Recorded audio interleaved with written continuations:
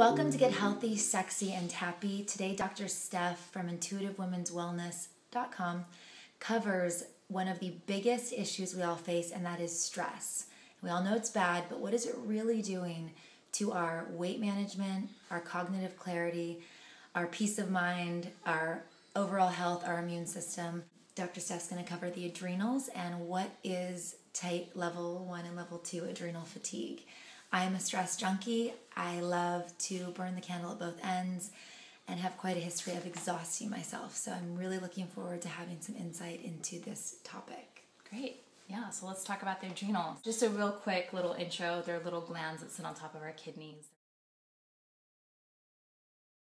Spongy. And what they do is produce a variety of hormones, including a hormone called cortisol. And cortisol is our body's way of buffering stress. And stress can be anything. It's just the day-to-day changes throughout, sunlight to sunset. It is, just being able to wake up in the morning, and then it's also being able to deal with not getting enough sleep, having your boss yell at you, getting in a fight with your loved one, or, like you said, burning the candle at both ends, that go, go, go. And as we do those things, our adrenal glands respond by producing cortisol to help buffer the stress. It's kind of a stress buffer. And over time, if we do things that create excess stress situations, we actually buffer that with excess cortisol.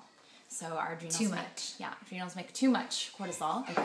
and suddenly we have something known as adrenal fatigue. Normal cortisol curve looks like the highest levels of cortisol about an hour after waking, and then it gradually ski slopes down in a curve to bedtime, and it's lowest when we're getting ready to go to sleep. Okay. And it's the lowering of cortisol that actually allows us to relax enough and shut it down and get to sleep. So when we have extended periods of chronic stress, and therefore elevations in cortisol that lose that diurnal rhythm, that day-night rhythm, and stay high all the time, Which happens with a lot of busy professionals. Absolutely. We call it the 21st century stress syndrome. Then we have all kinds of issues associated with having chronically high cortisol, so such as inability to wind down, insomnia, that feeling of being wired but tired, sugar cravings for trying to keep our energy levels up, Right. Excess weight gain or inability to lose weight, especially around the midsection. Slows down your metabolism because it blocks thyroid hormone production. It gives us brain fog. We have trouble thinking clearly in this constant hyperdrive, and it doesn't have the ability to keep up. That's level 1 adrenal fatigue. That's level 1 adrenal fatigue. And then we've got second and third stages of adrenal fatigue, where second stage you start to have this mixed picture of excess cortisol coupled with periods of low cortisol or deficiency. And then in the third stage, you're kind of more flatlined. You're low, low, low all the time. And that's when you've burned through so much of your cortisol that your adrenals just can't make enough They don't anymore. even respond anymore. It's like the boy who cried wolf. They're like, oh, we're done. Yeah. And at that time, that's when people get dizzy easily when they stand up. They have low blood pressure. They crave salt. Again, they're tired, even more fatigued than stage 1 adrenal fatigue. It's like oh my gosh, I just can't get through my day. You're kind of scaring me. So Type of fatigue. Dr. Steph got me a spit test that's supposed to test my cortisol levels throughout the day. I had to spit in a tube 4 times throughout the day, and I have not gotten the results back. But let's just assume that I'm level 1, 2, or 3. Yeah. I'm worried now. If anything, most commonly we see a stage 1 adrenal fatigue. That's when cortisol is produced on excess levels throughout the day. If any of you want to get tested, you can actually even order your own test kits. There's a website that was put up by a mentor of mine, Dr. Richard Seamus, called the Canary Club, canaryclub.org, and you can actually order your own salivary adrenal cortisol index and spit in the tube 4 times throughout the day and get your own results. So we don't even have to guess. Join me. Yeah. Or you can look at the list of symptoms and see, where do you fall into line? Do you seem to be high cortisol? Do you fall more in line with low cortisol? And, what kind of symptoms are you really dealing with? And then what to do. Is there medicine? There's no Western medicine that helps with excess cortisol. There are Western medicines that help with low. But that's kind of a last-ditch resort, and right now we're trying to focus mostly on the excess cortisol state because that's what's most commonly happens with people. And in addition to it doing all those things that I mentioned, it also will lower some of your other hormone levels because it's selfish. We need cortisol to survive, and so your body's going to preferentially make cortisol in the effort to quote-unquote survive and not make things like progesterone, estrogen, testosterone, DHEA, because we don't need those to survive. So you'll get sometimes like other types of like PMS will worsen, your sex drive will get killed, other effects of cortisol being really high because it's trying to make itself and not diverting those resources to other hormone production. I love that the body's efficient, but that's really annoying. Super annoying. What do I do? So what to do to correct it? One of the best things you can do is first to take away some of the habits that are making it worse. That's easier said than done. I don't want any personal accountability. Yeah, I want to slow down. I like it. I like the buzz. Right, and you like your caffeine and you like your alcohol. Let's get up in the morning and let's kind of exactly. And those are the things that are exactly going to continue to spike cortisol, as well as eating lots of sugar.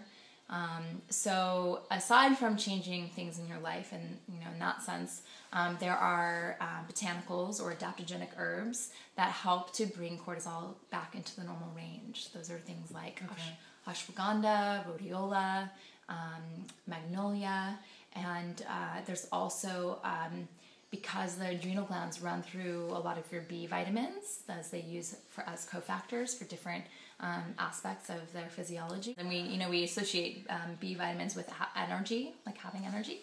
So in addition to replacing those and using some adaptogenic herbs, as I mentioned, then the rest of it, like I said, was the lifestyle stuff. And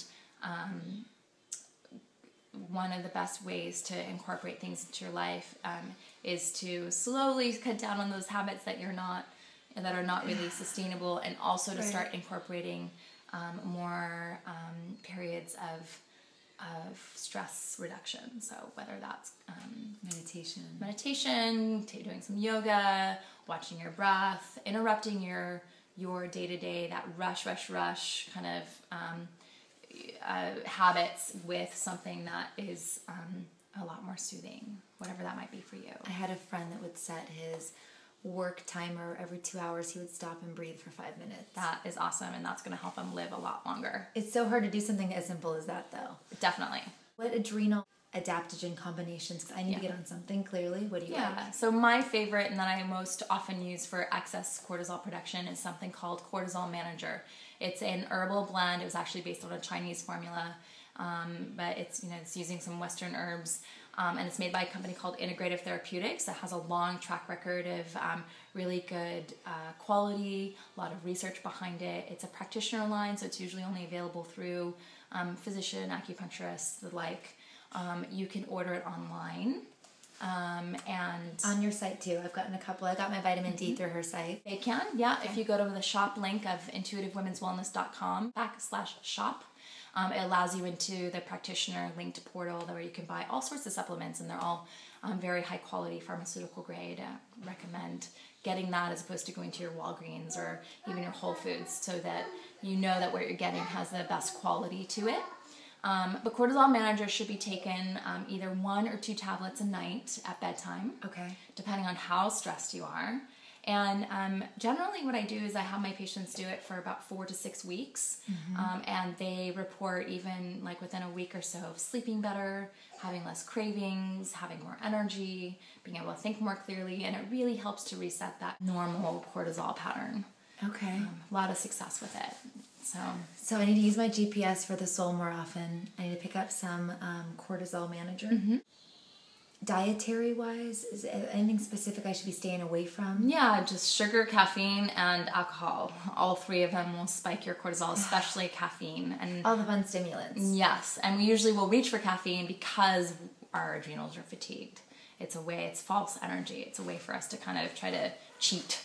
And really what we need to do is reset our cortisol curve. Like close our eyes for 5 minutes. Yeah, or like just reset the entire pattern. Well, I need a lot of help in this area, and I think our entire Western culture is somewhere with me in that, but I didn't quite understand how it all worked, and I appreciate you filling that in.